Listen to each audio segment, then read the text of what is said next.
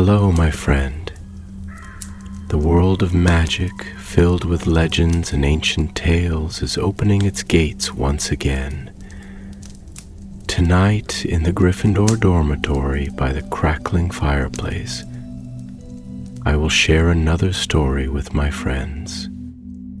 Join us, for the magic is about to come alive. In the quiet cradle of winter, when snow powdered the grounds of Hogwarts like a thick layer of icing on a grand cake, the students stirred with excitement. It was the first Hogsmeade weekend of the new year, and a delicate mist of frost clung to the windows as students wrapped themselves in scarves and gloves, eager to venture beyond the castle walls. Among them were 3 friends, each as different as the houses they hailed from. Lysandra Bell, a Ravenclaw with keen gray eyes and a habit of tucking quills behind her ear, had an unquenchable thirst for mysteries.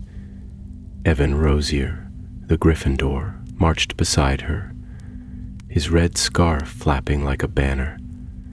His heart was fearless, sometimes to the point of folly. And then there was Maisie Thatch, a Hufflepuff whose laughter could light up a room, and whose pockets always jingled with curious trinkets she had found or bartered.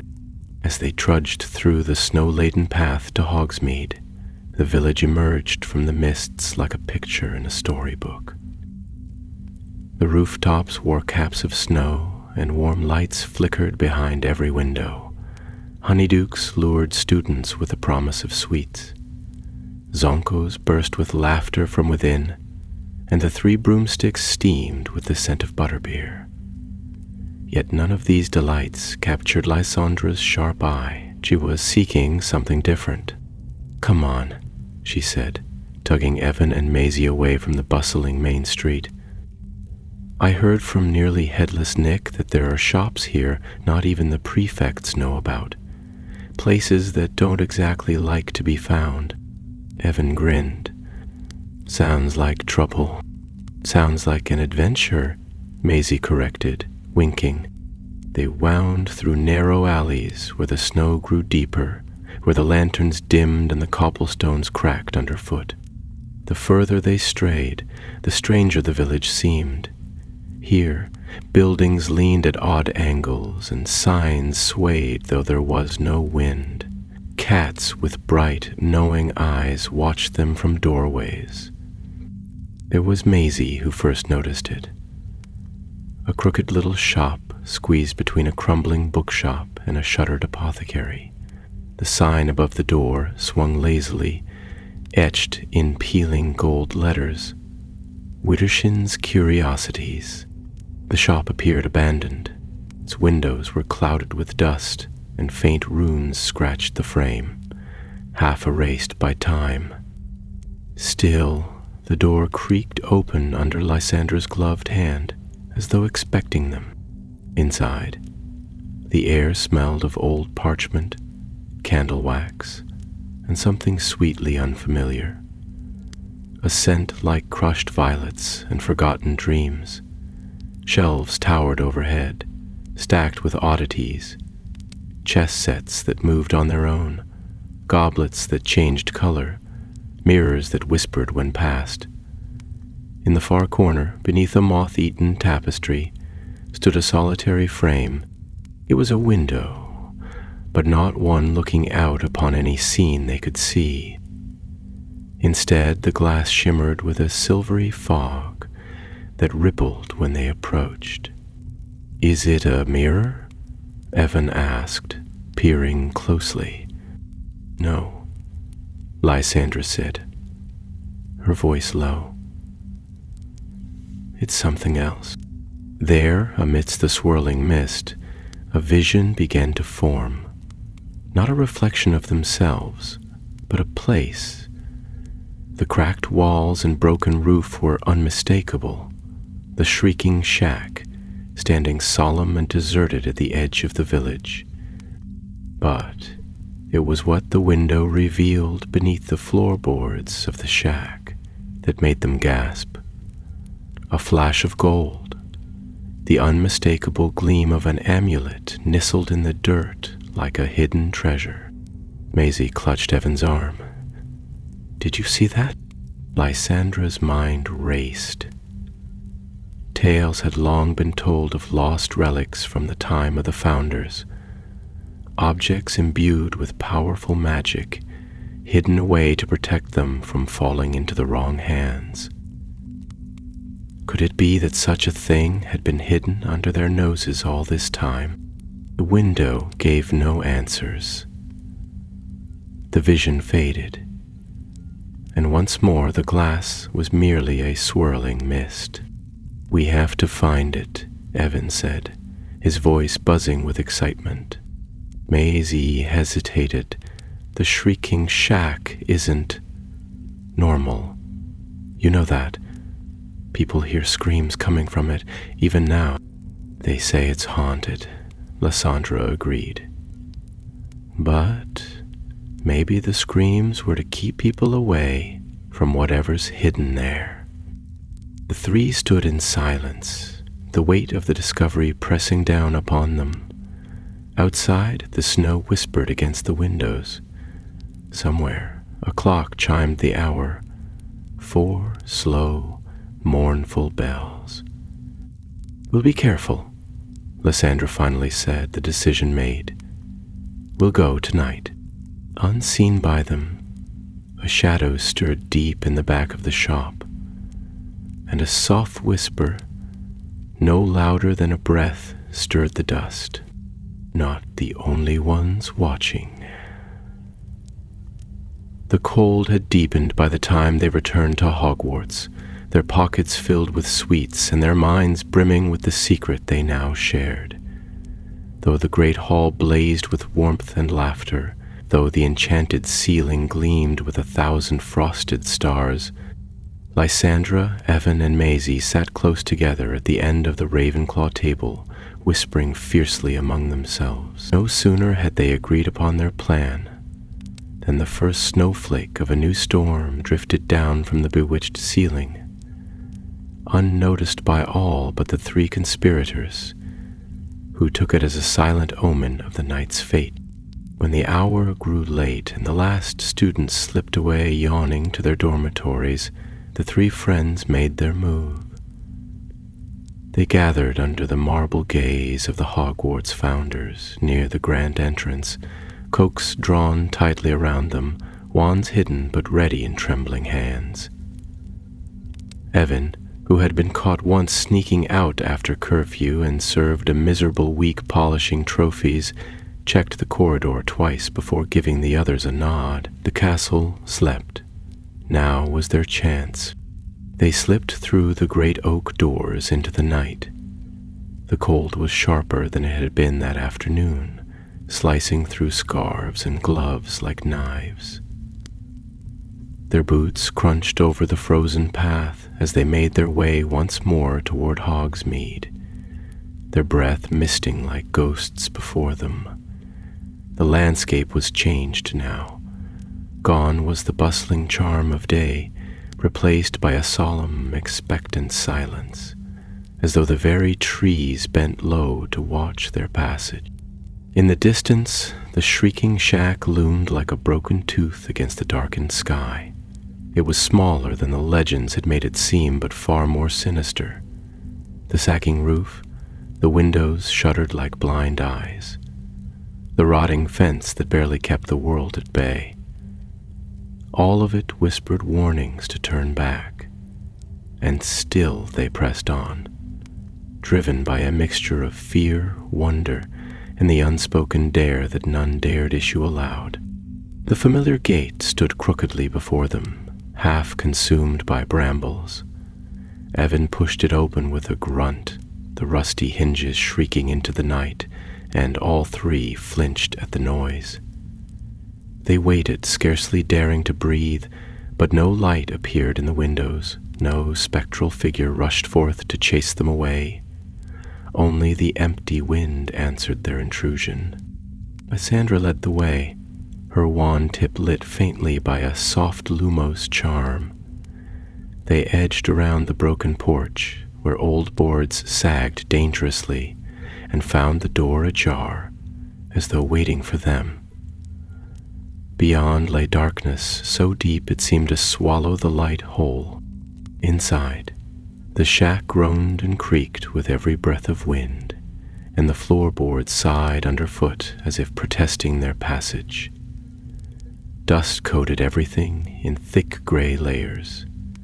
Tattered curtains hung like cobwebs from the windows. An old, overturned chair lay abandoned near the fireplace, and somewhere above them something scurried across the rafters, with a scratching sound that raised the hairs on the back of Maisie's neck. "Where do we start?" Evan whispered, glancing uneasily around. The window showed the amulet beneath the floorboards. Lysandra replied, trying to sound braver than she felt. "We need to find the right spot." They began their search, tapping along the splintered floors, listening for a hollow sound. Minutes dragged by, each second filled with the creaks and groans of the old house settling, their nerves frayed with every passing moment, every half-glimpsed shadow. It was Maisie who found it. In the corner of the main room, where the floor slanted downward, she tapped and heard a difference. A dull, hollow knock that set her heart pounding. They knelt at once, prying at the stubborn boards with trembling fingers and the occasional whispered spell. Slowly, inch by inch, the wood gave way. Beneath it lay a small cavity filled with packed dirt, and there, nestled within as though it had grown from the very earth itself, was the amulet.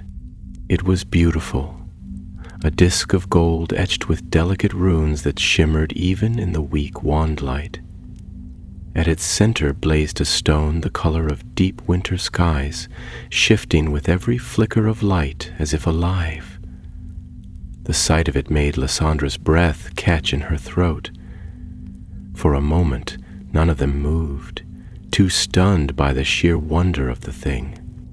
Then Evan reached out to grasp it. The moment his fingers brushed the gold, a tremor ran through the house, a deep rumbling shudder, as if the very walls were protesting the theft. Dust rained down from the ceiling, and the floorboards groaned louder, almost a roar. A sudden blast of icy wind tore through the room, extinguishing their wand lights, plunging them into darkness. "Run!" Lysandra cried, seizing Maisie's hand. But even as they turned, the doorway slammed shut with a thunderous bang, trapping them inside. From the shadows of the shack, something began to rise. Not a person, not a ghost, but a formless shadow, darker than the darkness around it, taking shape with a slow, menacing grace. Eyes, terrible, glowing eyes, opened in the blackness, fixing upon them with a hunger that froze the blood in their veins. Evan raised his wand with a shaking hand. "What is that?" Before Lysandra could answer, the shadow surged forward, and the battle for the amulet, and perhaps for far more, truly began. The shadow lunged without warning, a tide of darkness sweeping across the room with terrifying speed. Instinctively, Evan thrust his wand forward and shouted the first spell that came to his mind. "Protego!" he cried, and a shimmering barrier erupted before them, halting the shadow's advance for a moment. Yet the force that struck against the shield was immense, and Evan staggered backwards, barely keeping his footing on the uneven floor. Lysandra, quick-witted as ever, spun around in the dark, searching desperately for anything that might help them. "We have to find a way out," she gasped, her mind racing through the spells they had learned, none seeming strong enough against a creature like this. "The windows." Maisie, her heart hammering in her chest, turned her wand to the boarded windows and shouted, "Reducto!" The boards exploded outward in a shower of splinters, and for a breathless second moonlight flooded the room. The silver light struck the shadow, and with an ear-splitting screech it recoiled, shrinking away from the illumination as if burned. "It's the light," Maisie cried, her voice trembling with the realization. "It hates the light." But already the window was closing itself, thick boards reforming from nothing, sealing them once again into the smothering dark. The amulet, still clutched in Evan's fist, pulsed with a faint, urgent glow, as if urging them onward. Lysandra darted toward the fireplace, where the last of the embers glowed faintly under layers of ash. "Incendio!" she cried, and flames roared to life, casting trembling shadows across the walls. The shadow recoiled further, pressed against the farthest corner of the room, its monstrous form writhing in agony. For a moment it seemed they might drive it back entirely, and hope flared in Lysandra's heart. But then, from the darkest corners of the shack, other shapes began to stir. First, one, then two, then a half-dozen forms peeled themselves free from the gloom, each a twisted imitation of human figures, hunched and snarling, their bodies made of smoke and nightmare. They closed in, slow and dreadful, and the light of the fire, though it burned fiercely, seemed suddenly small against the tide of advancing terror. "We can't fight them all," Evan said grimly, stepping closer to his friends. "We have to get out, now." Maisie pointed to a trap door half hidden beneath a collapsed table. "There! That must lead to the tunnel, the one that goes back toward Honeyduke's." Hope rekindled in their chests, and together they raced for the trap door.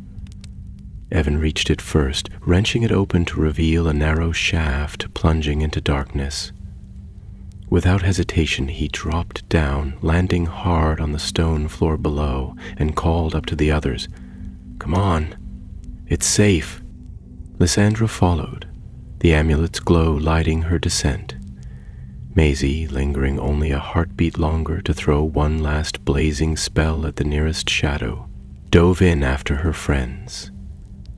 The moment the trapdoor slammed shut above them, the howling of the creatures was muffled, and they found themselves in silence once more, save for the frantic echo of their own breathing. They stood at the mouth of a tunnel, narrow and damp, the walls slick with moss and the air heavy with the scent of earth and time. Evan raised his wand, casting a steady light ahead of them, and together they began to move, not daring to slow, each step taking them further from the terrors of the shrieking shack.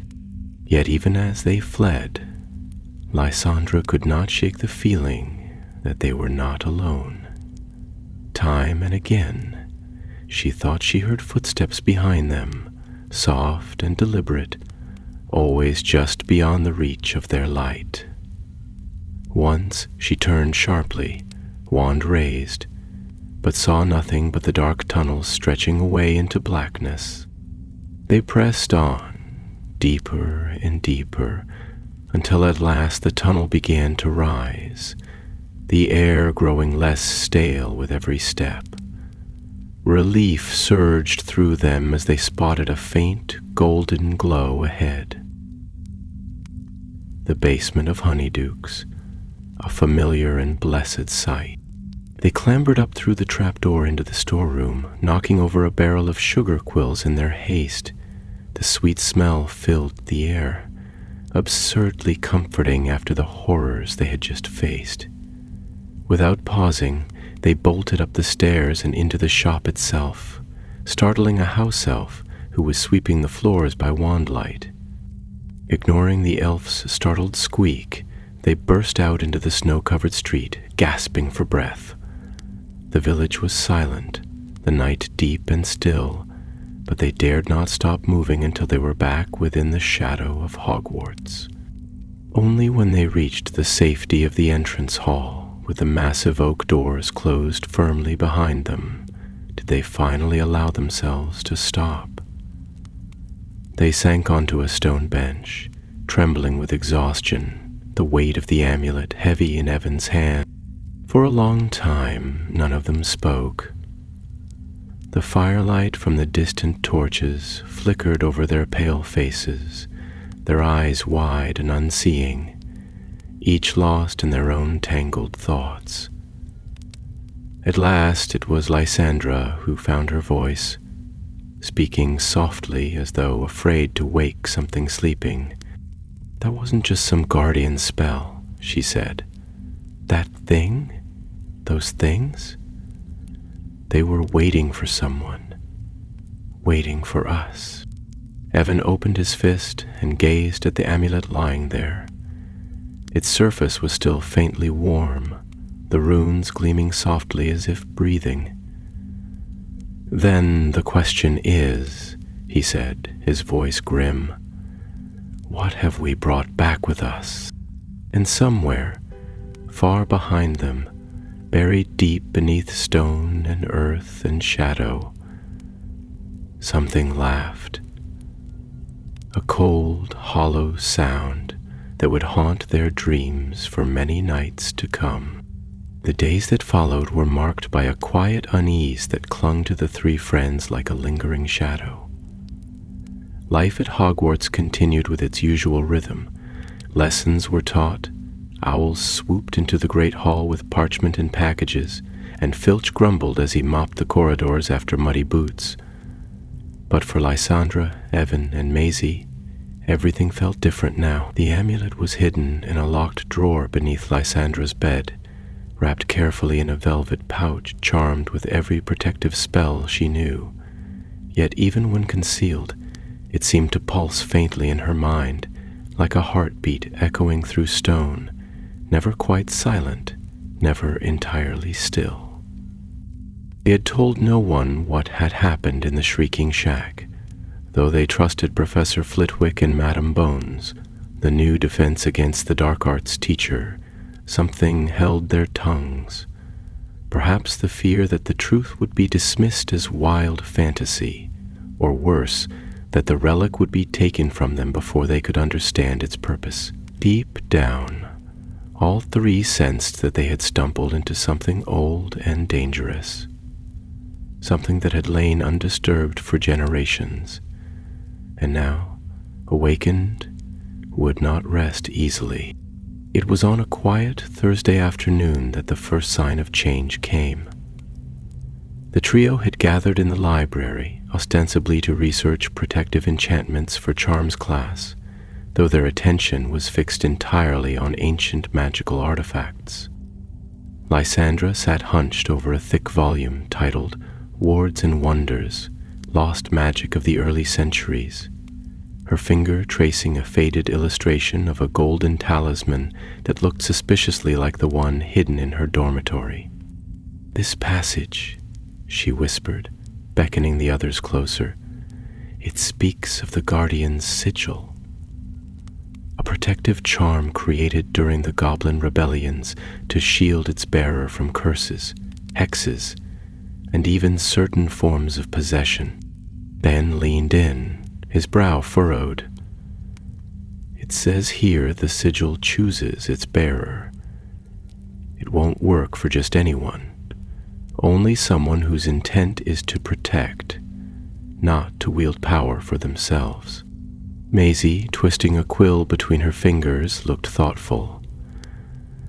"That explains why it reacted so strongly when we touched it, and why it didn't harm us, even after we removed it from its hiding place." "But that shadow," Lysandra said quietly, glancing around to make sure Madame Pince was not within earshot. "It was bound to the amulet, or guarding it, or perhaps imprisoned by it. If that's the case, then what we thought was a prize may be something far more complicated." Before they could ponder further, a commotion near the restricted section drew their attention.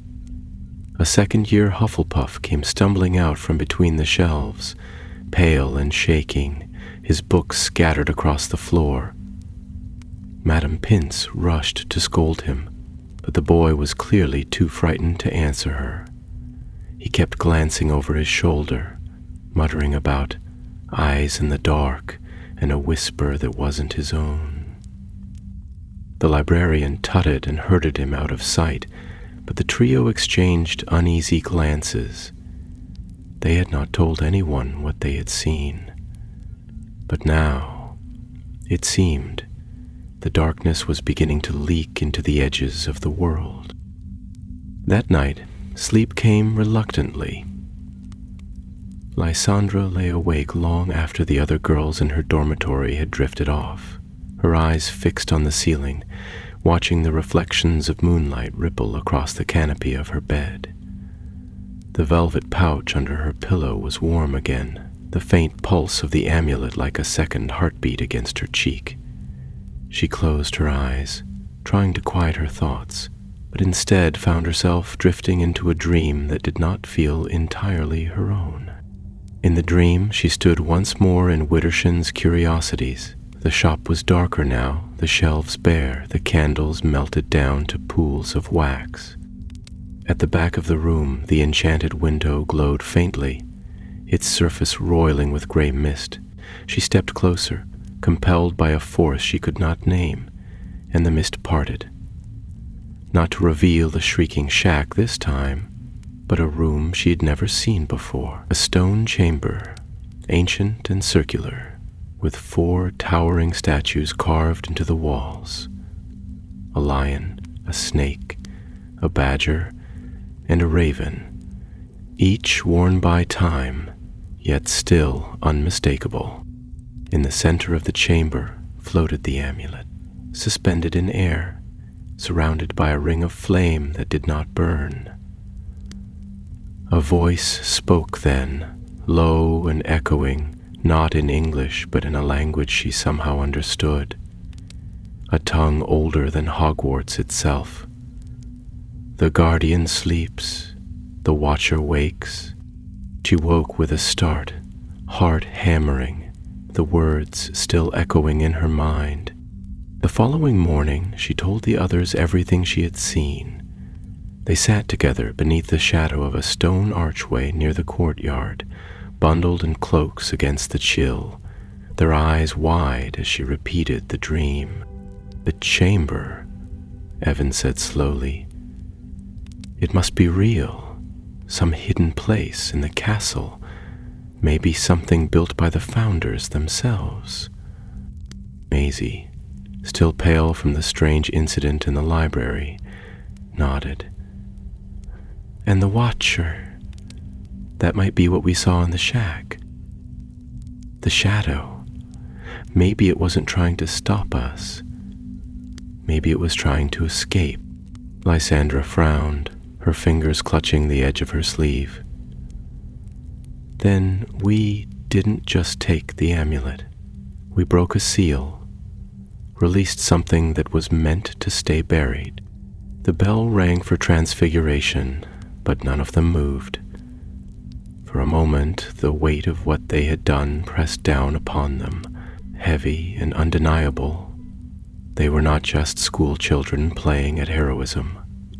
They had disturbed a magic older and deeper than they understood, and now they stood in its wake. Evan stood first, his expression resolute. "Then we fix it. We find the chamber from the dream. We learn what the amulet really is, and we figure out how to stop whatever we've let loose. Together." Lysander looked at Maisie, who offered a faint but determined smile. "Together," she agreed. And so the course was set. Whatever lay ahead, secret chambers, ancient magic, things half remembered by the school itself, they would face it side by side, bound not by any enchantment, but by the oldest and strongest kind of magic. Friendship, forged in darkness, lit by the small, defiant flame of courage. In the days that followed, the castle itself seemed to shift in response to the secret the 3 students now carried. corridors they had walked 100 times before felt different, too quiet or else echoing with sounds that had no visible source. Suits of armor turned their helmed heads as they passed, and once, while walking past an old tapestry of Merlin dueling a wyvern, Lysandra swore the stitched sorcerer paused his spell work to watch her with narrowed eyes. Even the paintings, ordinarily too self-absorbed to notice anything beyond their own frames, had grown quieter, more observant, as though they too sensed something stirring behind the stone walls of the ancient school. Evan, bold and restless, was the first to begin exploring in earnest. Between classes and late into the evenings, he wandered the less traveled corridors, tapping at walls and whispering detection spells beneath his breath. He grew particularly interested in the areas near the old Defense Against the Dark Arts classroom on the 3rd floor, a place that had once hosted all manner of magical mishaps, and, as he discovered, a number of bricked-up passages that no spell seemed eager to open. Maisie, ever practical, turned her attention to the library, seeking any reference to hidden chambers built by the founders, and though Madame Pince guarded the restricted section like a dragon with a hoard, she still managed to slip a few useful texts into her bag when the librarian wasn't looking. Lysandra, however, took a different approach. She began to study the dreams. They came every night now, never exactly the same, but always bearing the same weight, the same thread of whispering language and flickering visions. The enchanted window no longer appeared, but the circular chamber did, clearer each time, as though her mind was piecing it together bit by bit.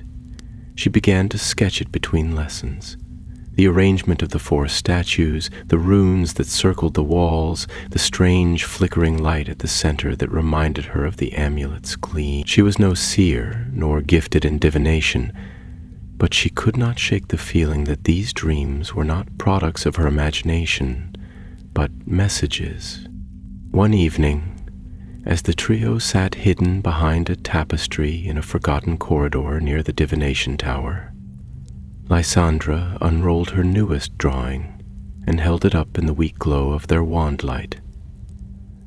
"Look," she said quietly, pointing to the symbols carved into the floor in her vision.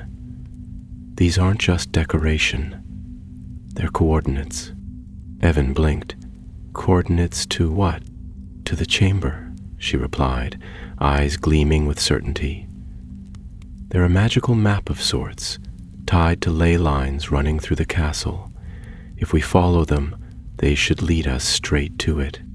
Maisie frowned thoughtfully, her fingers tracing the runes. "But how do we find the starting point?" Lysandra hesitated, then reached into her satchel and withdrew the velvet pouch. As she unwrapped the amulet, it seemed to hum softly in the still air, casting a warm golden light that made their shadows dance across the tapestry walls.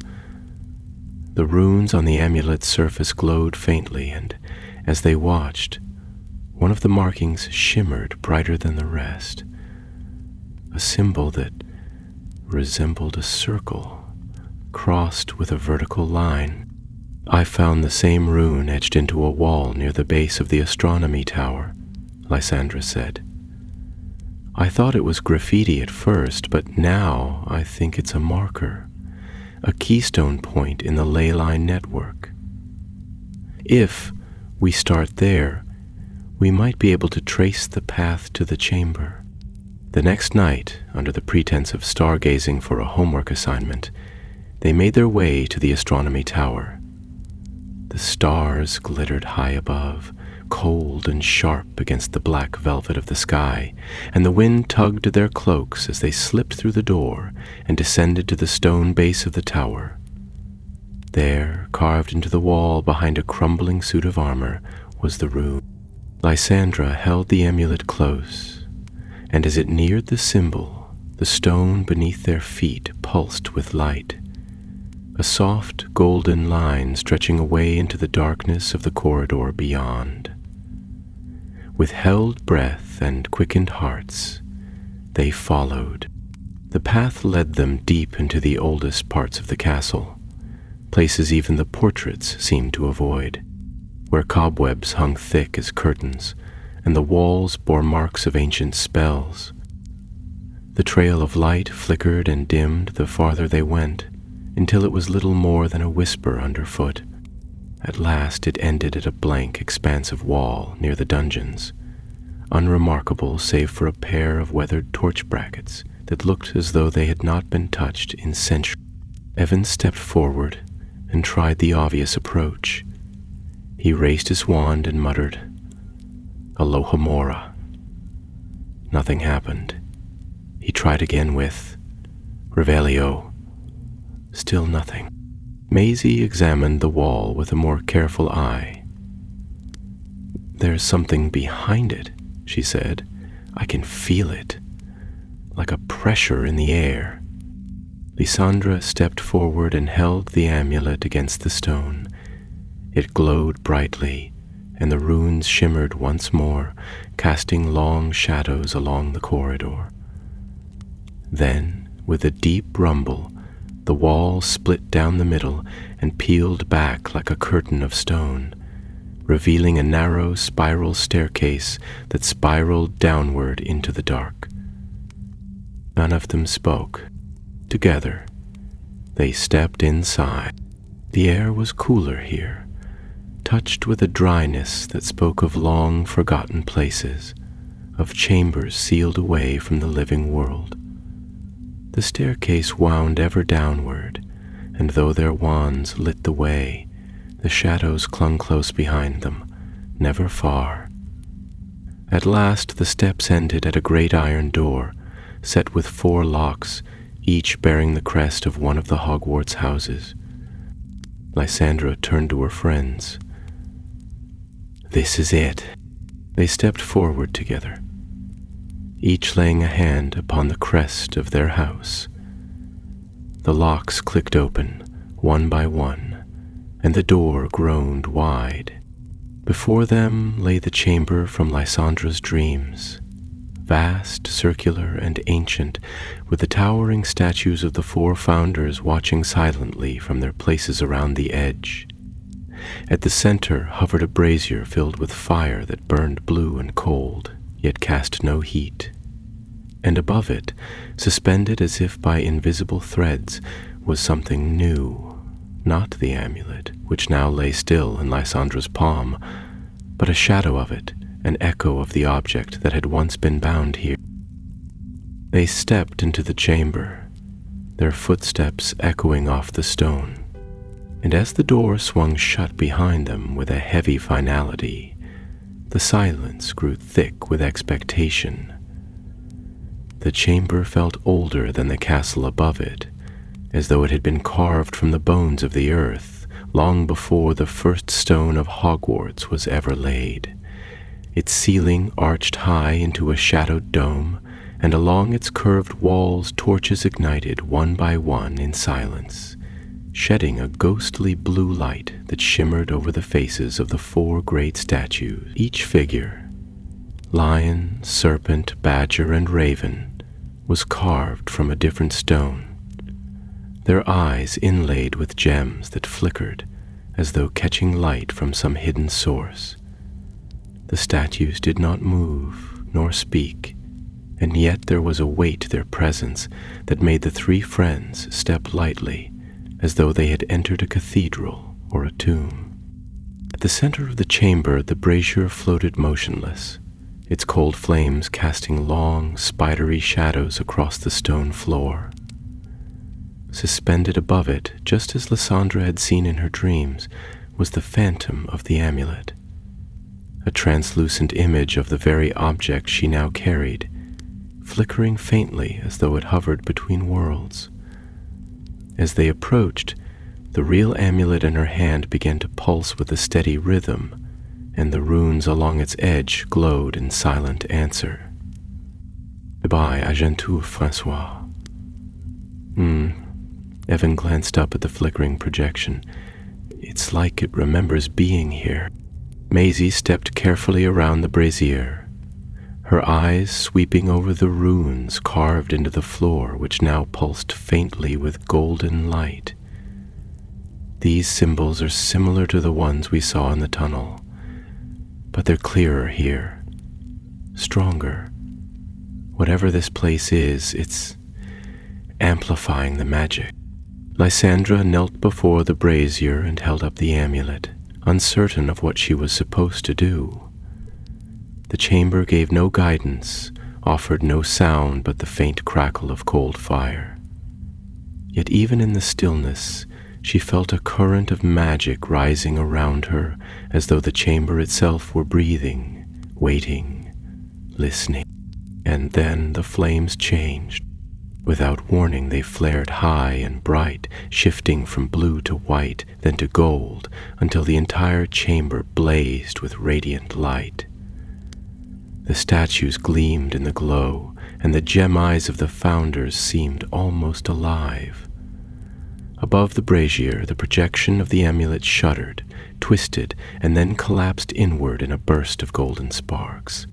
The real amulet in Lysandra's hand grew hot. She gasped and nearly dropped it, but a voice clear and ancient, not heard aloud but spoken in her mind, held her still. "Bearer of the sigil," it said in a tongue that felt both foreign and familiar, "you have broken the binding." The chamber darkened abruptly, save for the brazier, which now burned with a low, steady flame of deep violet. The air thickened as though filled with unseen water, and the shadows seemed to lean forward. Evan stepped closer, his voice cautious. "Who are you?" The answer came, not in words, but in a vision, sudden and complete, that flooded their minds all at once. They stood in a different chamber now, not in flesh, but in memory, as if their thoughts had been pulled backward in time. Around them stood 4 figures, the founders of Hogwarts themselves. Godric Gryffindor, with a cloak of crimson and a sword at his side, stood opposite Salazar Slytherin, his green robes rippling with silent disdain. Helga Hufflepuff, solid and steady, stood to one side with a hand on the shoulder of Rowena Ravenclaw. Between them hovered the amulet, newly forged, its glow fierce and wild. They were arguing, not with shouts, but with words so heavy they seemed to shake the chamber itself. "It must be sealed," said Rowena. "The magic is too strong to be left unguarded." "And who will guard it?" Salazar asked coldly. "You? Or shall we leave it for children to stumble upon centuries from now?" "It was made to protect, not destroy," Helga insisted. "It must be hidden, but not forgotten." Godric lifted the amulet and gazed at it with sorrow. "Then we bind it with shadow. We make it so that none may wield it unless they understand sacrifice." The vision faded like mist, and they found themselves once more in the chamber, the words still ringing in their ears. Maisie looked pale. They knew it would be dangerous. Even then, Lysandra's hands trembled as she cradled the amulet. "The shadow they spoke of? That's what we saw in the shack. It wasn't just guarding the amulet. It was the binding." Eben turned slowly toward the statue of Salazar Slytherin, whose stony expression looked almost amused. "And when we removed the amulet, we broke it," Lysandra whispered. "We undid the magic that had kept it contained." The flame in the brazier flickered again, and once more the voice echoed through their minds. "The guardian sleeps, the watcher wakes. The path has opened." The torches along the wall sputtered and dimmed, and then, behind them, a new passage opened, a doorway that had not been there before, its threshold shrouded in mist. The cold air that poured from it carried the scent of damp earth, old blood, and something darker still. A magic untouched by time, buried for a reason. Lysandra stood, clutching the amulet to her chest. "This is only the beginning." Evan nodded, his jaw set. "Whatever lies beyond that door, we need to face it before it finds a way to reach the world above."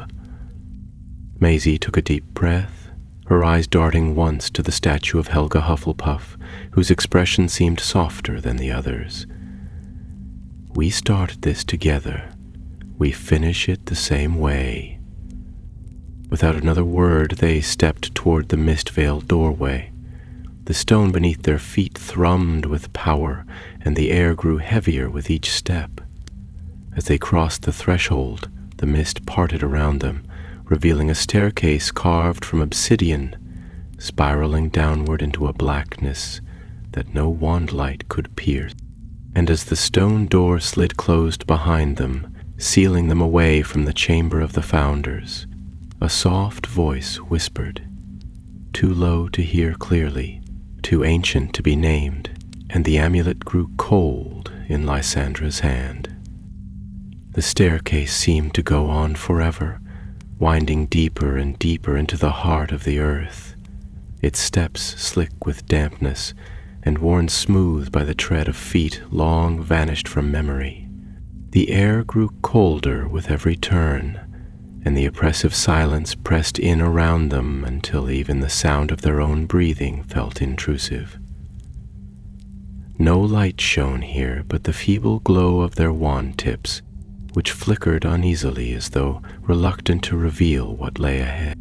After what felt like hours, the staircase came to an end, opening into a long corridor of black stone that stretched away into the darkness. Strange carvings adorned the walls, not in the graceful curves of the Founders' era, but older still, more angular and severe, etched deep into the rock as if by claw rather than hand.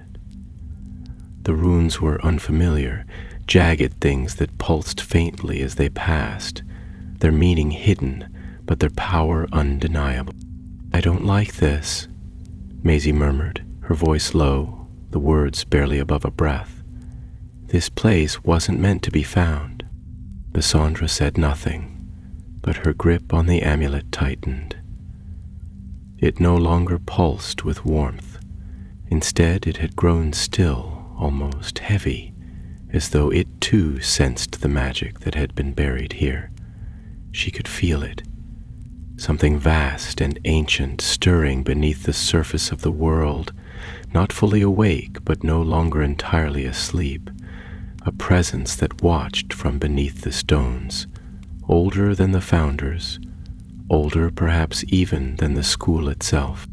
They reached a great door at the end of the corridor, twice the height of a man, and sealed not by lock or handle, but by magic. 4 emblems were carved into the stone: a lion, a snake, a badger, and a raven, their shapes half eroded by time. In the center was a blank circle, smooth as glass, with a faint indentation at its heart. Without needing to speak, Lysandra stepped forward and pressed the amulet into the hollow. For a moment, nothing happened.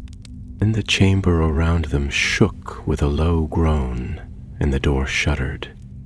A line of golden light traced itself along the carvings, outlining each crest in turn before spiraling inward toward the center. The circle glowed briefly, not gold this time, but a deep, blood-red hue, and the door slid silently open. Beyond it lay a vault unlike any they had seen before. The ceiling arched high above, vanishing into a mist that glowed with a lightless luminescence. Pillars carved in the likeness of cloaked figures lined the walls, each with its head bowed and arms crossed over its chest. At the far end of the vault rose a stone dais, and upon it stood a pedestal, black as midnight, upon which rested a book bound in what appeared to be scales rather than leather, its surface moving faintly as if it breathed. No one spoke. They stepped forward, their footsteps muffled by the cold stone beneath. As they passed between the pillars, Lysandra became aware of whispers, soft, slithering voices that seemed to come not from the walls, but from within her own mind. They spoke in no tongue she knew, yet the meaning came through all the same. You are not welcome here. Turn back. The price is not yet paid. Evan's expression had hardened, his eyes fixed on the book with a look of grim determination. Do you feel it? He asked. It's like the magic in this place is twisted. Yeah. Maisie nodded, visibly pale. It's not just dark. It's old. It remembers things. It remembers us. Lysandra hesitated, her gaze locked on the strange book. This is what the founders were trying to seal away, she said. Not just the amulet, this knowledge. Whatever's in that book, it was meant to stay hidden. They reached the dais. The book seemed to respond to their presence, rising slightly from the pedestal as if beckoning. Its cover rippled, and a faint hum filled the air, not musical, but vibrating, like something alive and caged. Lysandra reached out slowly, but before her fingers could touch it, a cold wind swept through the chamber, extinguishing their wand lights in a single breath. Darkness swallowed them whole. From the silence rose a voice, no whisper this time, but something deep and sonorous, echoing through the vault like the tolling of a great bell. You have broken the seal. You have entered the vault of the first binding. The Watcher has seen you. The binding is undone. A shape began to emerge from the shadows. Tall, robed, its face hidden beneath a hood that seemed deeper than the void. Its presence filled the vault, stretching out with tendrils of dread that wrapped around their hearts like cold hands. The figure did not walk, but drifted across the stone, its form flickering at the edges like smoke. Maisie staggered back, her voice barely a whisper. It's him, the Watcher.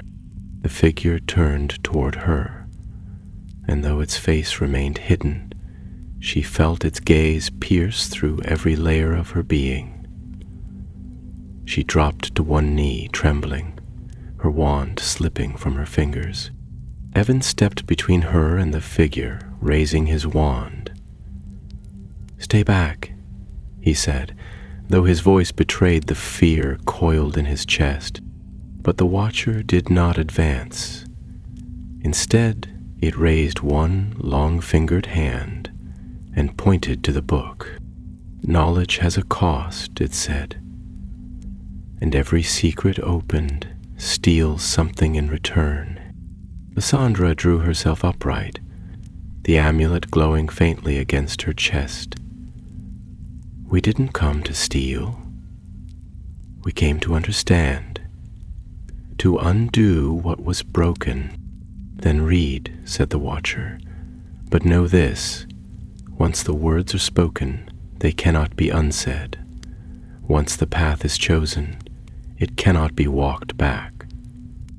She hesitated only a moment longer. Then she stepped to the pedestal and laid her hand upon the cover. The book opened with a sound like cracking ice. The pages turned of their own accord, glowing with symbols that shifted and changed as she watched. Her eyes scanned the text, and the meaning unfolded within her like a storm. Visions of ancient wars, of magics now forgotten, of a shadow older than Voldemort, older than even the tale of the Deathly Hallows. A name surfaced in her mind, one not written but somehow known. Morgonthau, the devourer of truths, sealed by the founders when the walls of Hogwarts were still young stone. And now, with the seal broken, he stirred again. The chamber trembled as the book snapped shut, and the watcher raised its hand a second time. You have seen. You cannot unsee. The path forward is yours, but the darkness walks with you now. As suddenly as it had come, the figure vanished, leaving only silence behind. The torches reignited, their blue flames casting long shadows, and the book closed itself with a finality that echoed in their bones. Lysandra turned to the others. "We've woken something," she said quietly. "Something worse than we imagined." And from far above, though buried beneath layer upon layer of stone and time, they heard the distant rumble of a bell tolling, a sound not heard in Hogwarts for 1,000 years. The climb back to the surface felt longer than the descent, as though the very stones were reluctant to let them go. The weight of what they had seen and awakened clung to their shoulders like a sodden, though their wands now burned steady and strong. The flickering light seemed dimmer than before, as if the shadows themselves were feeding on their uncertainty. Lysandra walked ahead, silent and pale, her fingers wrapped tightly around the amulet, which no longer glowed but had turned cold, heavier than ever, as though it carried not just power but knowledge. The kind of knowledge that settled deep in one's bones and changed everything it touched. Maisie followed close behind, her eyes darting to every corner and dark crevice, as though expecting the watcher to emerge once more from the gloom. Evan brought up the rear, his wand held high, his steps firm despite the unease in his stomach. When at last they reached the secret door, it opened without resistance. The spiral stairs that had once felt endless now felt like salvation, and they climbed without pause until they emerged into the silent chamber of the Founders.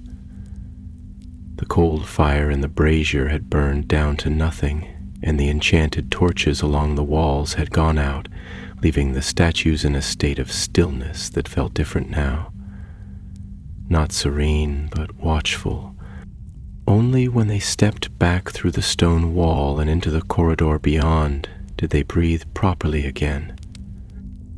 They did not speak as they made their way through the silent halls of the castle, weaving their path back toward the dormitories. The hour was late, and Hogwarts slept around them, unaware of what had been disturbed beneath its foundations. The following morning broke gray and cold, with frost covering the window panes and the air sharp with the scent of coming snow. Lessons resumed as always, and the trio forced themselves to attend though their minds were elsewhere. Professor McGonagall noticed their distraction and transfiguration and gave them a long, appraising look, but said nothing. In defense against the dark arts, Madame Bones was introducing protective enchantments used during the height of the First Wizarding War. And though the lesson should have been riveting, Lysandra barely heard a word. The image of the Watcher, that robed, faceless figure with a voice like thunder, in her mind, haunted the edges of her vision.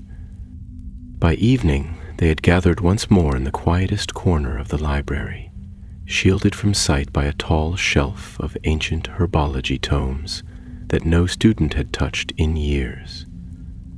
Lysandra spread out her notes, drawings, and translations, and the three of them studied the facts as though preparing for a battle none of their classmates knew was coming. "I've gone through everything I copied from the vault," she said softly, "and it all points to the same thing. The magic used to bind Morgenthau wasn't just a seal. It was a siphon. The Founders didn't destroy him. They contained him, fed his power into the protective enchantments of Hogwarts itself. That's why the castle is so strong. That's why it's endured for centuries. Evan leaned forward, frowning. And when we broke the seal, we broke part of the protection.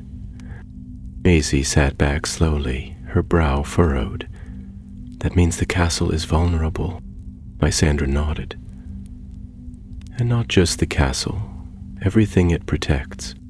They were silent for a moment, listening to the soft scratch of quills and the turning of distant pages. Somewhere in the library, Madame Pince moved through the stacks like a specter, and a clock ticked away the time with maddening indifference. "We have to tell someone," Maisie said at last. "Flitwick or Professor McGonagall, someone who can help." Evan looked uncertain. "And say what? That we snuck out, broke into a hidden vault, read a forbidden book, and awakened an ancient magical being? If we're lucky, they'll just expel us. If we're unlucky, they won't believe us," Lysandra finished for him. "Not unless we show them something they can't deny." A sudden breeze swept through the library, though the windows were closed, rustling pages and sending a cold ripple through their cloaks. At the far end of the room, one of the enchanted lanterns flickered and went out. Maisie stood abruptly, her wand in hand. "Did you feel that?" she asked, her voice tight.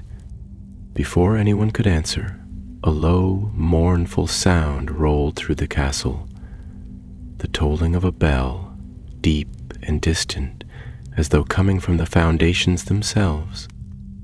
It rang once, then again, and then a third time, each peal echoing like thunder through the stone corridors. Students looked up from their tables. A Ravenclaw 7th year near the front of the library dropped his ink pot in surprise. Madame Pince froze mid-step, her mouth half open in warning. But even she turned her head toward the sound, her eyes narrowing with suspicion. "That bell?" Evan whispered. "That's the same one we heard beneath the castle." "It's not a school bell," Lysandra said. "It's a warding chime.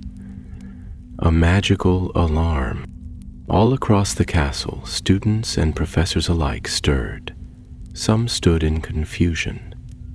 Others gathered their things, whispering to one another as though trying to recall whether such a bell had ever been used before. The answer, unspoken and growing heavier by the second, was clear. It hadn't. The three friends gathered their things quickly, sharing a single glance before they hurried from the library. The corridors buzzed with speculation, and several students stared nervously up at the walls, as though expecting them to shift or speak.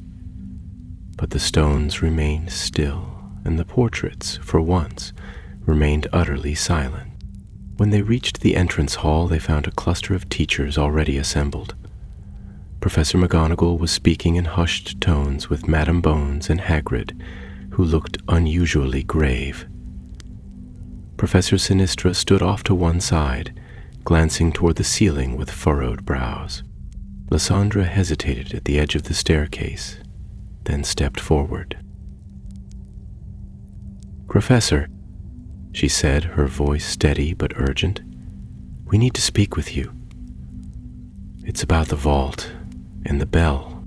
Madame Bones turned sharply at the word vault, her hand moving almost instinctively to the wand at her hip. McGonagall's eyes narrowed. "Miss Bell, this is neither the time nor the place for stories." "It's not a story," Evan interrupted. "It's real. We can show you." Maisie stepped forward beside them. "Please, if you don't listen now, it might be too late." For a long moment, McGonagall said nothing, her gaze sharp and unreadable. Then she turned to Madame Bones and gave a slight nod. "Come with us," she said, "and start from the beginning." As the great doors of the hall swung shut behind them, the echoes of the third bell faded away, but in its wake, the castle seemed to exhale long and low, like an old dragon stirring in its sleep. The room into which they were led was not a classroom, nor one of the many alcoves where students were sometimes called for private discussions. It was, in fact, a chamber very few knew existed. Deep beneath the staff wing, through a narrow stone arch hidden behind a tapestry of Circe the Enchantress, and down a staircase that felt far older than the one beneath the founder's chamber, the air here was dry, tinged with the scent of aged parchment and something sharper, almost metallic, like the ghost of spellfire long spent. At the bottom of the stairs stood a tall, arched door of blackened oak, reinforced with bands of bronze that shimmered with faint enchantments. Professor McGonagall placed her palm upon the central bronze band and spoke a word none of them recognized. The enchantments flared once, then faded, and the door swung inward with a slow groan. Inside, the chamber was round, its walls lined with shelves upon which rested tomes, scrolls, and odd magical devices that clicked or hummed softly to themselves.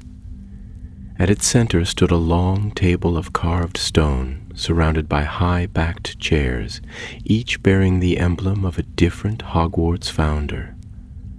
The chair bearing Slytherin's serpent was empty, its surface thick with dust, but the others had clearly been used recently. Soft golden light emanated from a floating orb above the table, casting long shadows and making the carvings on the stone walls flicker like living things. Madame Bones entered first, her wand in hand, though not raised. Her expression was one of contained urgency, the calm of someone long accustomed to darkness, who knew better than to panic before the shape of the threat was fully revealed. Professor McGonagall followed close behind, with a glance at the three students that conveyed neither comfort nor suspicion, only a fierce attentiveness, as though she were already weighing their words before they had spoken them. "Sit," McGonagall instructed, motioning to the seats nearest the far end of the table. "Now, tell us what you found, all of it, and do not leave anything out." The three exchanged glances. Lysandra nodded once and began. She told them everything, from the moment they first discovered Widdershin's curiosities to the visions seen through the enchanted window, from their secret descent into the shrieking shack to the uncovering of the amulet, from the shadow that had attacked them to the trap door, the tunnel, and the dream that had guided them to the circular chamber. She spoke of the Founder's vision, the unlocking of the hidden vault, the book bound in scales, and the Watcher, that robed figure of dread that had delivered its cryptic warning. As she spoke, Evan and Maisie added details: the shape of the runes, the bell that had tolled, the moment the amulet grew cold and silent. Through it all, the two professors listened in silence. Madame Bones folded her arms across her chest and stared hard at the stone table, her brows drawn tight, while McGonagall stood as still as a statue, the only movement the flicker of her eyes as they watched Lysandra speak. When the tale was finished, heavier than before, finally Madame Bones exhaled slowly and turned to McGonagall. "The Vault of Binding," she said. "I'd heard the name only once, mentioned in a letter from Albus years before he died. He never elaborated." "It was meant to remain secret," McGonagall replied, her voice quieter than usual, tinged with something like regret. "Even among the staff, few knew of its true purpose. Not all protections laid by the Founders were gentle. Some were forged with the understanding that certain evils could not be destroyed, only sealed." Madame Bones paced slowly along the edge of the table. "And now the seal is broken. The bell is tolling. The wards are weakening. Maisie leaned forward, her voice trembling slightly despite her efforts. Then you believe us. We would be fools not to, Bones replied, pausing in her steps to meet the girl's gaze. You spoke of things no student should know, and with a clarity that suggests you saw them firsthand. Whatever was contained beneath the castle has begun to stir. That bell was a fail-safe, a last measure to warn the guardians of the school that something has shifted in its deepest roots. But what is it? Evan asked, his voice edged with frustration. We've read the book, we saw the vision, we know the name Morganthar, but we don't know what it truly is. A creature? A person? A curse? McGonagall folded her hands before her and answered slowly, as though choosing each word with great care. Morganthar was not a wizard, nor a beast, nor even a spirit in the way we understand them. It was a force, an embodiment of corrupted knowledge, a sentience formed from secrets hoarded too long, from truths twisted into weapons. It fed on understanding, not simple facts, but dangerous wisdom, forbidden insight. The founders found it once in their journeys before the school was raised, and they bound it not by destroying it, but by creating something more powerful to contain it, a source of protective magic drawn from their own unity. Lysandra stared at the amulet in her hand, now dull and lifeless.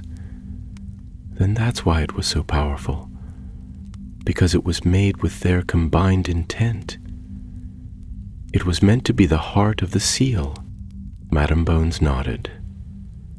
And when you removed it, you did not just awaken Morganthar. You disrupted the balance that has protected this place for centuries. Silence followed, broken only by the soft creaking of one of the magical devices on the shelf behind them, which clicked once and then went still. Outside the chamber, somewhere far above, the sound of shifting stone echoed faintly, like the castle itself was listening. Can we stop it? Maisie asked at last. Or is it too late? McGonagall's eyes lingered on the three of them for a long moment before she replied. There is always a way, she said, but it will not be simple. The founders were not merely powerful, they were wise.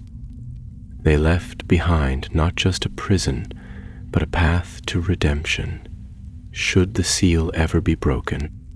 Madame Bones turned to a shelf along the wall and withdrew a long, narrow box etched with ancient runes. She set it upon the table and opened it, revealing 4 crystal vials filled with swirling silver light. These, she said, are memory vessels, echoes of the founders themselves, left behind as a guide to those who might need them. Each one contains not just memories but magic, a piece of the founders' essence, bound to their house's legacy. Evan leaned closer.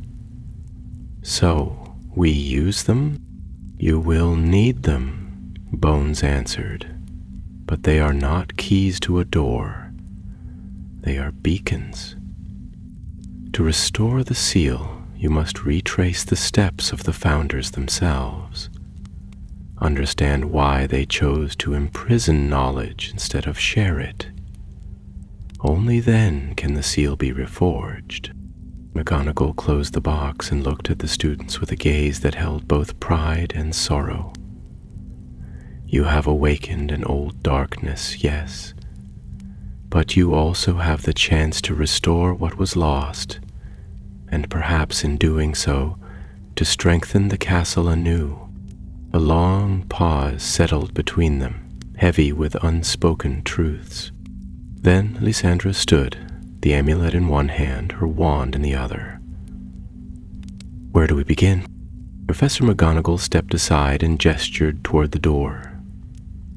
With the first vessel, and with the truth of Gryffindor's trial. The path to Gryffindor's trial did not lie in some hidden corner of the castle, nor behind a secret door that yielded only to ancient spells. Instead, it began in plain sight, beneath the flagstones of the Great Hall, where generations of students had eaten, laughed, argued, and dreamed, never suspecting that the stone beneath their feet concealed one of the oldest enchantments in Hogwarts' foundation.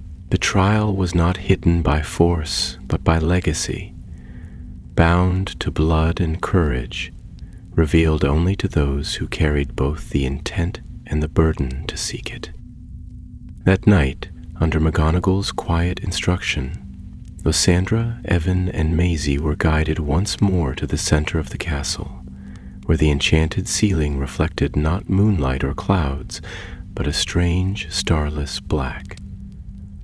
The tables had been banished, and the floor beneath the floating candles gleamed as though freshly polished. All was silent, except for the measured steps of the headmistress and the faint clink of the memory vessel that she now carried in both hands, the one marked with the lion crest and a faint, flickering aura of gold. "Place the vessel at the center," she instructed, her voice calm, yet resonant, carrying a weight even the walls seemed to heed. "The stone will remember." Lysandra stepped forward, the others at her side, and took the vial from McGonagall. As her fingers closed around it, a warmth spread through her hand, not burning but firm, like the sun pressed into glass. She knelt and laid it upon the central tile, a broad slab of reddish granite that had once been part of the old battlements before the Great Hall was constructed. At first, nothing happened. Then the vessel flared with light. A deep rumble echoed beneath the hall. The stone tile glowed with lines of fire that spread outward like veins, forming a circle around the trio. The enchanted ceiling above them darkened to pitch, and the hall itself seemed to fade, the walls and floor dissolving into mist until only the three students and the glowing tile remained. Then, without a sound, the world shifted. In the Great Hall, they stood now on a high cliff beneath a gray sky, the wind tearing at their cloaks and the cry of distant falcons echoing over the rocks. Below them, a vast forest spread out in all directions, dense and wild. To their right stood a ruined stone outpost, its archways shattered, its banners faded. In the center of the crumbling courtyard stood a tall figure clad in crimson, his back to them, a great sword sheathed at his side and a lion-shaped clasp fastened over his shoulder. "Godric Gryffindor," Evan whispered, as the figure slowly turned. The founder's face was broad and weathered, with eyes like kindled fire and a beard streaked with gray. He looked not like a legend carved in stone, but a man born of battle and wisdom, his presence commanding, his expression solemn. He studied the three of them with the gaze of one who measured hearts rather than appearances, and when he spoke, his voice was low, clear, and touched with something ancient. "Courage is not the absence of fear," he said, "but the choice to stand in its presence. If you have come seeking my strength, then you must walk where I have walked. You must stand where I once stood alone."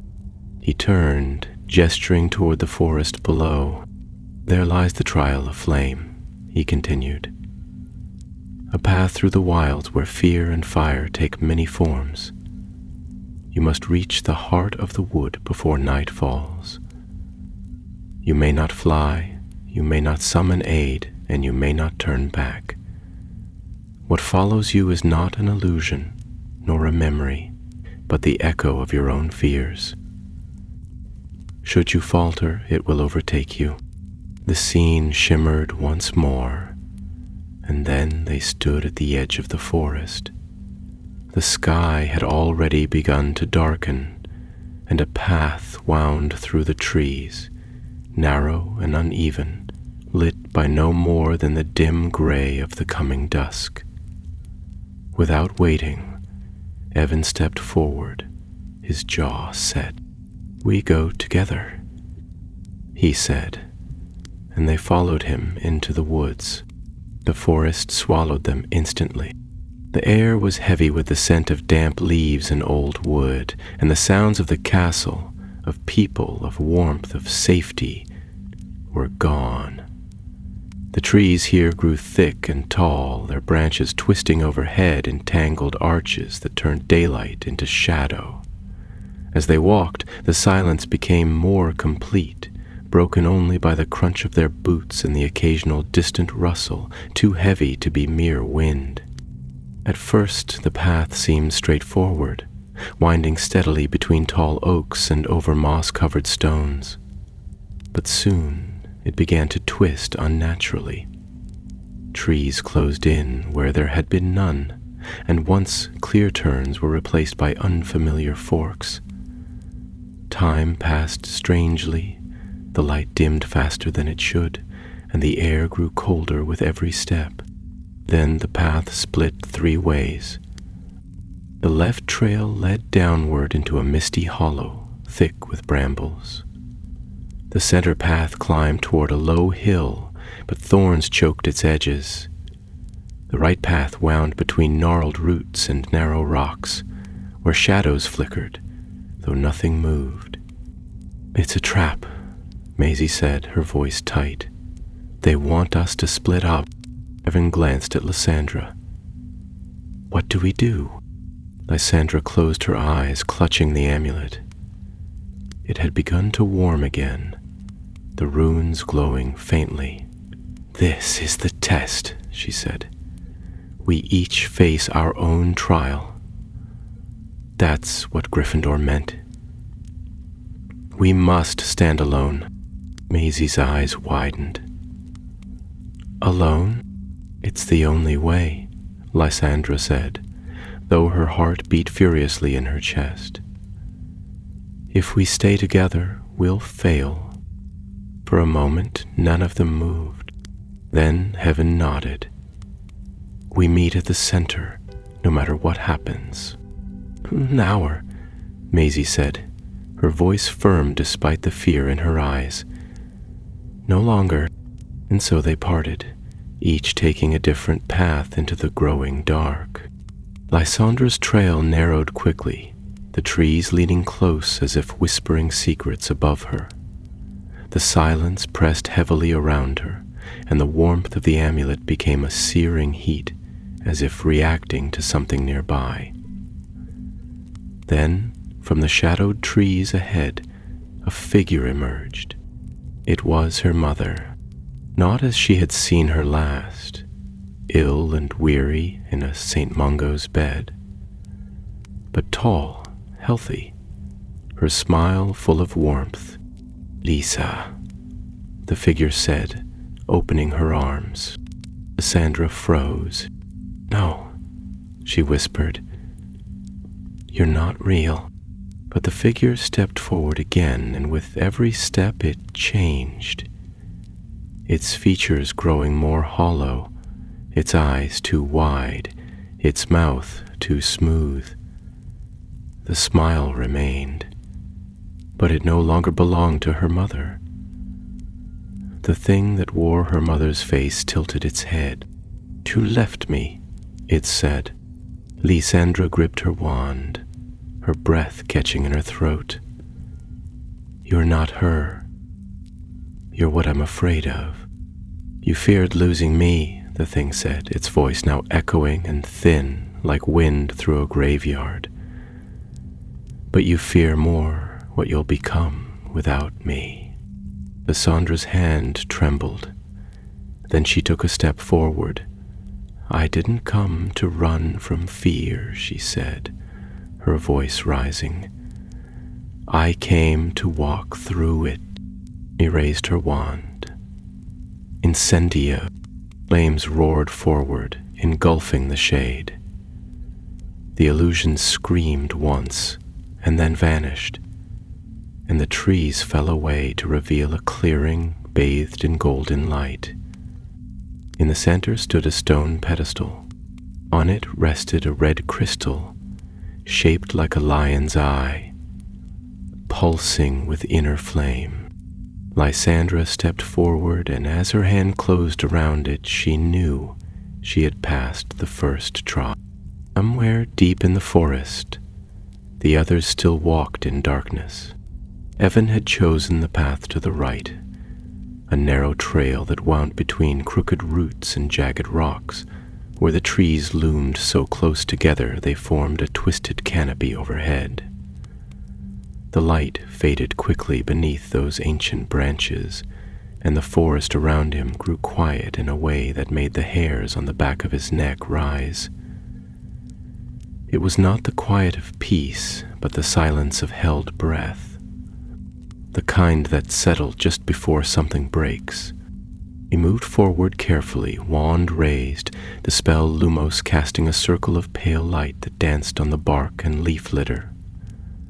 Unlike the others, Evan was no stranger to darkness.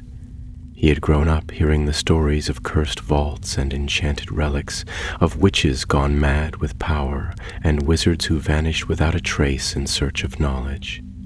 Yet even he felt a sense of unease threading through the trees, a tension that grew thicker with each step.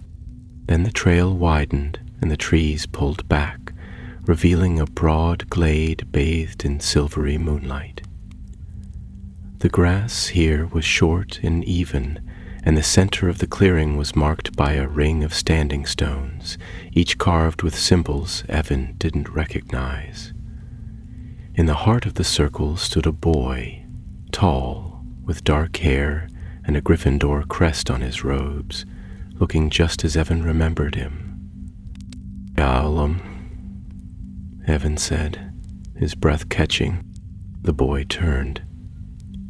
His face was just as it had been the last time Evan saw him, open, sharp, and bold, with that half-smile that always seemed to promise trouble.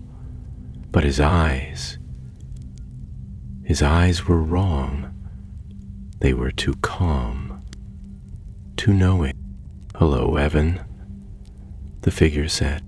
Evan lowered his wand slightly, confusion clouding his features. "You're not really here." "No," the figure agreed. "But then again, neither are you. This place isn't real. It's memory, fear, regret." Evan swallowed, his throat suddenly dry. "I should have gone back for you."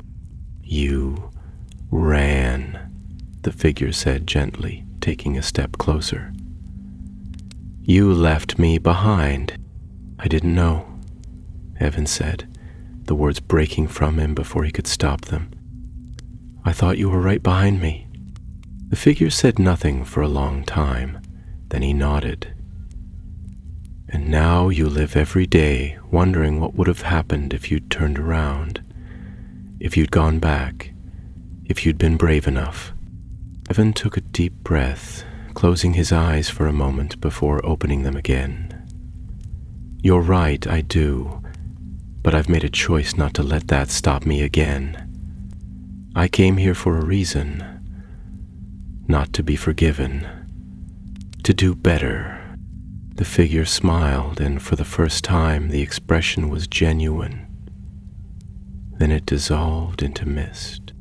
The clearing shifted around him, the ring of stones glowing faintly with golden light.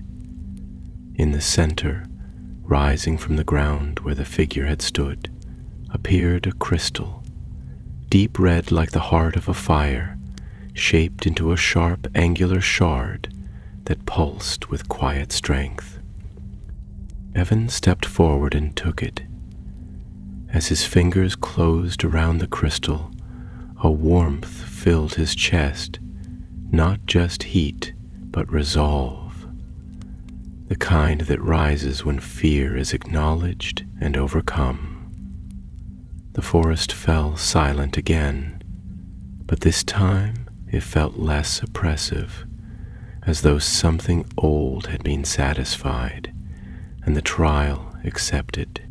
Elsewhere, Deep in the woods beyond the leftward path, Maisie faced a different kind of challenge. Her trail had led her down into a hollow where fog clung thick to the ground and trees grew close together like prison bars. The path beneath her boots had become slippery and uncertain, vanishing altogether at times before reappearing in crooked bends and false trails.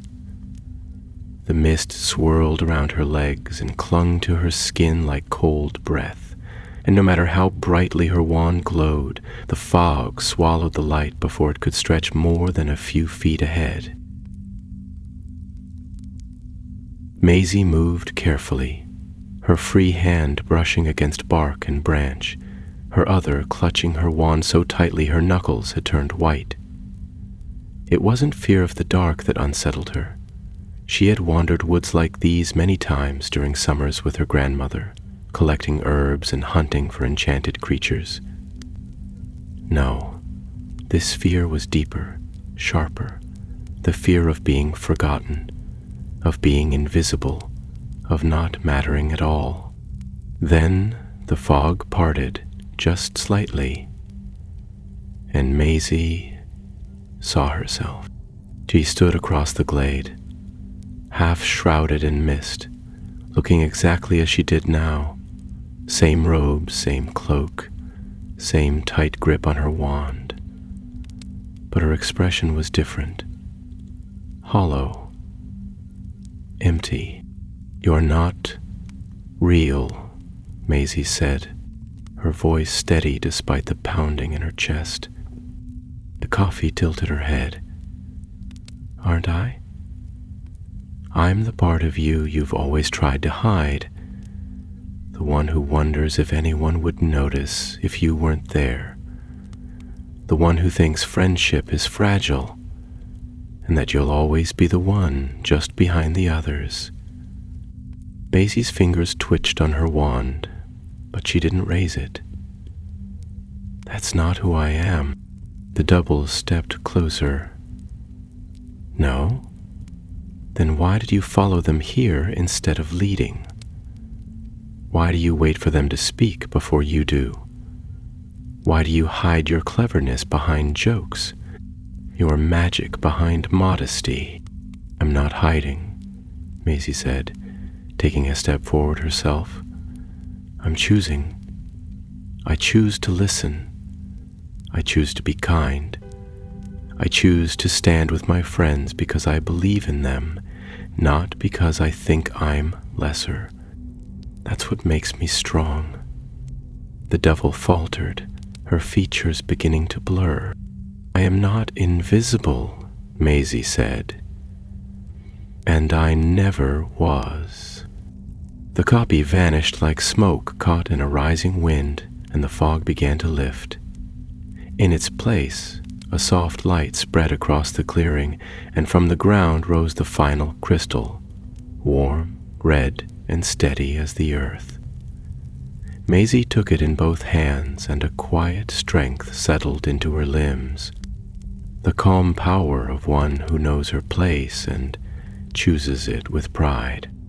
As the forest began to fade, the three found themselves drawn back toward the same point, the center of the wood where a single tree stood.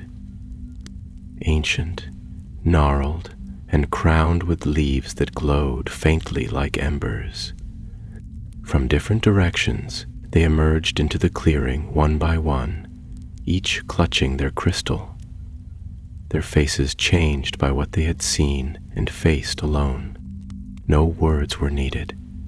They stepped forward together, placing the three crystals into a circular stone pedestal at the tree's base. The moment the final crystal touched the stone, the tree's leaves burst into golden light, and a spiral of flame rose from its roots into the sky, vanishing into the mist above. The pedestal cracked open, revealing a sigil. The lion crest now lit with power renewed. Summarized, they had passed Gryffindor's trial, and as the forest dissolved and the real world returned around them, the great hall reforming with a shimmer, the enchanted ceiling flickering once again to life. They knew that the journey was only beginning. Ahead lay 3 more trials, 3 more legacies, and a darkness growing steadily stronger beyond the bounds of their world. The following morning dawned with a strange stillness across the grounds of Hogwarts. The lake lay glass-smooth beneath a pale sun, and the trees of the forbidden forest stood motionless, as if waiting. Snow had begun to fall during the night, not the heavy, swirling sort that cloaked the castle in softness, but a fine, silent dusting that touched every stone and parapet like ash from an unseen fire.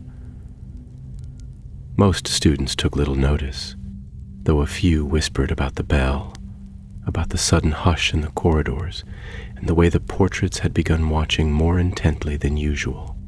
Within the headmistress's private chamber, Lysandra, Evan, and Maisie stood once again before the long stone table, the red lion's sigil glowing softly on its surface. The Gryffindor crystal, now pulsing faintly with inner fire, had been set into the crest, locking into place as though it had always belonged there. Professor McGonagall observed them in silence for a long moment before speaking. "You've done what few ever have," she said quietly, her voice tight with pride and care.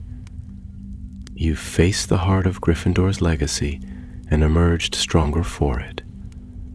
But trials such as these do not end with a single victory. They change you, deepen you, and now you must decide whether to continue." "We have to," Lysandra said, her voice low but sure. "The vault has been opened. The Watcher has seen us. We're already part of this."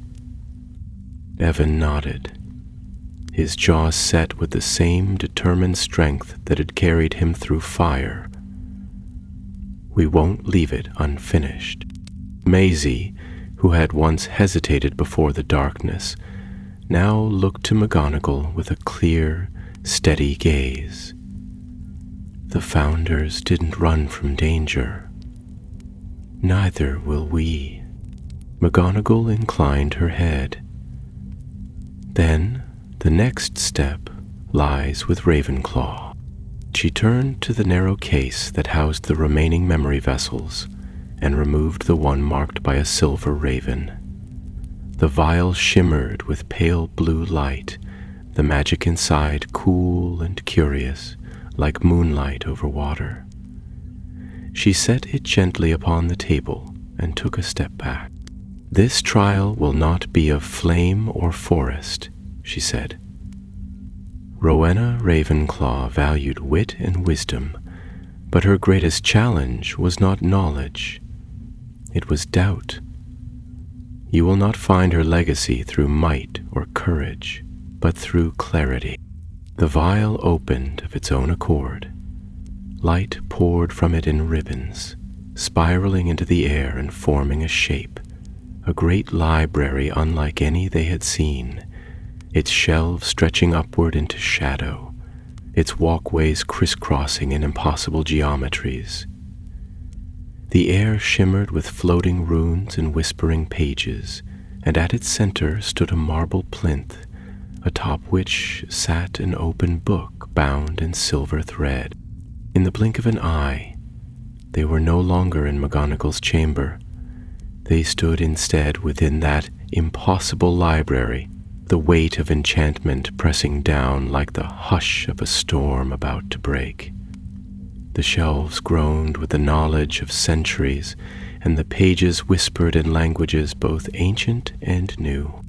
The woman released Galenthot had an unusually hollow appearance. Rowena Ravenclaw appeared as if from mist. Tall, poised, her dark hair braided in a crown around her head. Her robes were trimmed with star-stitching, and her eyes gleamed with the sharp intelligence of someone who never stopped questioning. "You seek the truth," she said, her voice carrying not warmth but clarity. then know that truth is not always what you wish it to be. You must pass through the trial of mirrors. Only then shall your minds be ready to carry the burden of what must be done. Without another word, she vanished, and the shelves around them began to shift. Walls of books parted and turned, revealing 3 archways of polished glass. Each arch rippled like water, its surface reflecting not the room behind, but strange scenes that moved and twisted. Lysandra stepped toward the first. Within the glass she saw herself, older, seated at a great desk in a dim chamber, her hands stained with ink and her face shadowed by weariness. Before her lay a book, the very one from the vault of binding, and though her eyes flicked across its pages, her expression was one of sorrow. The mirror spoke in her voice. You seek knowledge, but at what cost? Will you burn through all you love just to hold the truth in your hands? Lysandra took a breath and answered, Not all knowledge is worth the cost. I seek it because I must, but I will not sacrifice what makes me human to gain it. The arch pulsed once with blue light, then went still. Eben stepped to the second. In his mirror he saw himself standing among ruins, wand in one hand, the other clutching the amulet. Behind him, shadows circled like wolves, and ahead of him stood Lysandra and Maisie, both turned away, walking toward the light. He was alone. The mirror spoke. You fear being left behind, that bravery is not enough, that when the time comes you will fail them again. Evan's jaw tightened. I fear it, but fear doesn't stop me. I move forward anyway, because that's what courage is. The mirror shimmered and quieted. Maisie approached the last mirror. It showed her surrounded by people, all speaking, all laughing, yet none looked her way. She waved, called out, but no one turned. Even her friends walked past her as if she were made of smoke. The mirror whispered, You fear being overlooked, that your light is too small, that in the end no one will see you. Maisie squared her shoulders. If I am seen, let it be for my kindness. If I am forgotten, let it be knowing I stood by others. That is enough. The light pulsed, and all 3 archways dissolved. The library faded into mist. When the haze cleared, they found themselves back in McGonagall's chamber. The raven crest on the stone table glowed with soft, silver dupe light, and in its center now rested a second crystal, cool and glimmering, shaped like a feather caught mid-fall. 2 trials completed. 2 remained, but before any words could be exchanged, a knock echoed at the chamber door, sharp and hurried. It opened without waiting for reply, and Madame Bones entered, her face pale beneath her usual calm. There has been a breach, she said. Near the edge of the forbidden forest, something came through, something that wasn't there before. McGonagall rose at once. Is anyone hurt? No, Bones replied, but it's growing. Whatever it is, it's drawing magic to itself. We've posted wards and protective enchantments, but I fear they won't last. The headmistress turned to the trio, her gaze grave. You must complete the trials. The vault can only be resealed when the 4 legacies are restored. The longer we wait, the more that thing grows. Lysandra nodded, her heart racing but steady. We'll begin Hufflepuff's trial at once. But even as the chamber steadied and preparations were made, a chill wind stirred across the school grounds. High above the tallest tower, the enchanted sky darkened, not with cloud or storm, but with the whisper of something old, coiled in shadow, spreading slowly across the magic of the land. The watcher had not been idle, and Morganthaw, ancient and patient, had begun to reach.